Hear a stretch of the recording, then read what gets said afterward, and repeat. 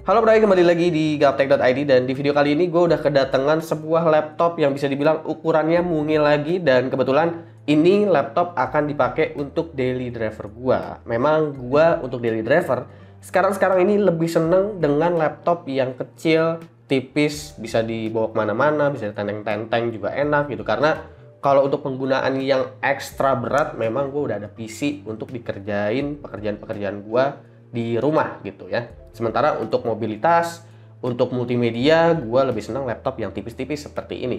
Dan laptopnya ini adalah HP Envy 13BA1033TX atau HP Envy 13 versi Intel Core generasi ke-11. Jadi tanpa perlu basa-basi lagi, mari kita bahas laptop ini mulai dari desainnya dulu seperti apa. Untuk Envy 13 versi yang satu ini, sebenarnya ini belum banyak perubahan desain ya. Secara desain ini memang khasnya dari Envy banget. Berwarna silver, bahannya juga bahan metal. Habis itu seri Envy ini cenderung memiliki desain yang lebih kalem dari seri Spectre yang ingin kelihatan lebih mewah. Makanya juga sebenarnya memang gue lebih seneng dengan konsep desain dari si Envy ini. Karena nggak terlalu banyak elemen-elemen seperti tulisan-tulisan yang terlalu banyak. Jadi benar-benar kayak laptop yang polos aja seperti ini. Secara penampilan gue rasa laptop ini jadinya akan cocok untuk eksekutif-eksekutif muda lah bisa dibilang ya. Lalu untuk bobotnya ada di angka 1,3 kg. Meski secara dimensi termasuk ringkas, adanya discrete GPU GeForce MX 450 sepertinya adalah salah satu alasan kenapa laptop ini belum termasuk super tipis. Karena masih ada di 1,7 cm ketebalannya. Tapi kalau cuma dilihat aja, berasanya laptop ini tuh kelihatan tipis banget. Travel distance keyboardnya serta ukuran keycapsnya yang nggak diperkecil masih bisa bikin nyaman banget. Sayangnya, build quality dari touchpadnya di sini kayaknya perlu diimprove lagi. Karena meski mulus-mulus aja, kliknya ini berasa agak kopong. Tapi selebihnya, build quality dari Envy 13 yang satu ini emang sangat terasa premiumnya. Lalu kalau gue mau bicarain soal I/O-nya seperti apa, jadi Envy 13 secara jumlah memiliki I/O yang bisa dibilang lengkap. Sayangnya, USB Type-C di sini belum mendukung Thunderbolt sama sekali. Padahal seharusnya dengan adanya Intel Core generasi ke-11, ini internal I/O-nya udah mendukung, tapi nggak dikasih portnya sama HP. Cuma untuk kebutuhan gua sehari-hari, memang gua nggak menggunakan Thunderbolt sama sekali. Bahkan gua nggak menggunakan external GPU. Seperti yang gue bilang tadi, ketika gua melakukan aktivitas yang memang berat untuk hardware-nya, seperti main game atau rendering, itu pasti gue akan menggunakan PC. Jadi ini kalaupun ngedit video ya paling hanya untuk cut to cut aja. Ya kalaupun ada ngerender berarti memang gue lagi harus pergi traveling kemana gitu. Seenggaknya ini render juga masih kenceng. Nanti kita akan lihat untuk di performance seperti apa ya. Lalu untuk display. Nah, displaynya ini adalah salah satu display terbaik menurut gue karena selain ini panel IPS, ini juga udah touchscreen. Habis itu 100% sRGB dan akan sangat mendukung untuk para kreatif konten seperti desainer atau editor mobile. Webcam 720p di bagian atas udah memiliki IR sensor. Untuk HP Envy 13BA1033TX ini menggunakan Intel Core i7 1165G7, GeForce MX 450 GDDR6, 16GB LPDDR4X, Wi-Fi 6 dengan Bluetooth 5, NVMe SSD 512GB, include dengan Windows 10 plus Office Home Student. Nah, kira-kira dengan konfigurasi dan desain dari HP Envy 13 ini, sebenarnya tujuan HP kira-kira apa ya? Membuat konfigurasi laptop yang seperti ini.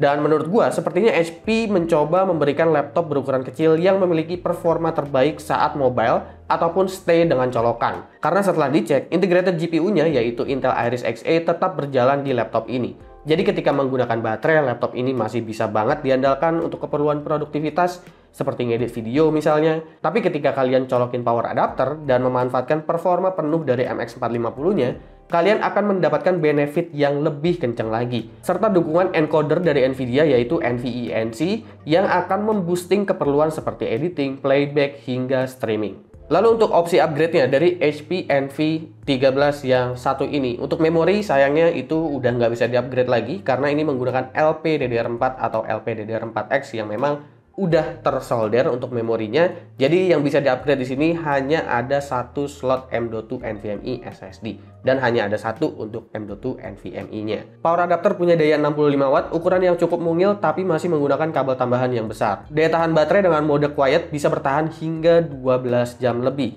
Untuk laptop yang ukurannya itu digunakan untuk laptop kerja bisa dibilang lah, atau untuk laptop bisnis gitu. Ini masih memiliki utilities atau performance tuning karena di sini HP punya yang namanya command center yang berfungsi untuk memilih power seperti mode quiet, balance akan menyeimbangkan temperatur limit dan power limit, atau performance yang memaksimalkan power dengan batasan temperatur limit. Langsung aja kita bahas ke bagian performance-nya. Kita cek dulu performa CPU-nya di Cinebench R15 seperti apa. Saat mengukur performa CPU lewat benchmark ini, sepertinya HP melimit TDP all core-nya. Tapi kemampuan single core-nya sangatlah kenceng. Dan mode yang paling rekomen sepertinya adalah mode balance karena mode quiet ini terlalu pelan. Suhu CPU-nya memiliki limit di angka 96, tapi jangan khawatir karena ketika suhunya mencapai angka tersebut, HP langsung menurunkan TDP-nya. Konsep ini hanya untuk memberikan turbo boost sesaat aja. Kalau mau full adem, dia pakai mode quiet dengan catatan performa terpangkas lumayan banyak. Suhu permukaan keyboard nampak kelihatan normal dan gak akan mengganggu penggunaan harian. Lalu untuk performance GPU-nya yaitu GeForce MX 450 kita akan ukur lewat 3D Mark, dan secara benchmark sintetik GeForce MX 450 masih berada di bawah Intel Iris Xe versi yang Max ya. Tapi ada beberapa hal yang perlu kalian ketahui bahwa MX 450 tetap unggul karena memiliki driver yang lebih capable untuk gaming dan encoding. Jadi apalah arti benchmark sintetik ini kalau drivernya juga nggak beres. Suhu GPU sangat aman karena maksimumnya ini ada di angka 72 derajat Celcius. Lalu bagaimana kalau laptop ini dipakai untuk editing video misalnya di Adobe Premiere? Project 4K XAVCS berdurasi 2 menit 30 detik dengan Lumetri preset bisa dijalankan lancar dengan preset full. Akan sangat nyaman saat proses editing. Render project tersebut ke preset 1080p YouTube. Waktu render yang didapatkan benar-benar 1:1. Nggak ada lagi kata pelan untuk yang satu ini. Dan karena laptop ini udah dibekali dengan GeForce MX 450, tentu sebenarnya laptop ini udah bisa aja dalam tanda kutip untuk bermain game. Bahkan game AAA di sini gue sempat coba yaitu Death Stranding, itu bisa mendapatkan rata-rata 50 FPS pada game ini di resolusi 720p memang dengan preset low. Tapi disinilah kenapa Nvidia tentunya punya pengalaman yang besar untuk mengoptimize drivernya buat gaming.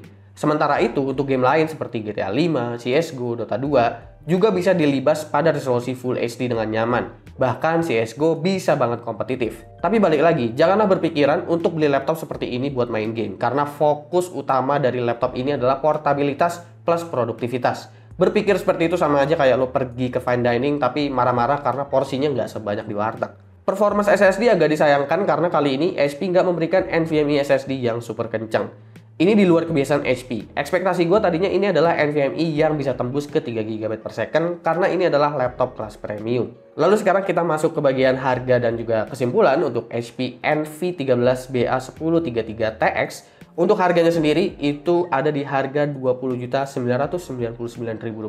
Tapi kalau kalian cari di e-commerce pastinya bakalan dapet yang lebih murah, mungkin lebih murah 300.000 atau lebih murah 500.000. Itu kalian bisa dapetin di harga-harga yang lebih murah juga. Dan untuk laptop ini sangat tepat mengejar portabilitas dengan dua aspek ya menurut gua. Kencang saat menggunakan baterai tapi tetap irit, dan semakin kencang saat colok power. HP sangat sukses membuat konfigurasi tersebut. Yang sedikit disayangkan di sini hanyalah kecepatan SSD dan USB Type-C yang harusnya udah bisa dikasih Thunderbolt 4. Tapi jika masih bisa kompromi sama dua hal tersebut, tentu Envy13 yang satu ini akan menarik banget karena masih memiliki layar touchscreen kelas atas, ringan, dan juga ringkas. Oke, segitulah pembahasan gue soal HP Envy13BA1033TX. Kira-kira menurut kalian gimana? Silahkan komen di bawah dan kasih pendapat kalian masing-masing. Jangan lupa like, share, dan subscribe jika video ini menarik buat kalian. Follow sosial media gue kalau lu kepo sama apa yang ada di balik layar Gaptek. Gue Suki dan seperti biasa sampai jumpa di lain kesempatan.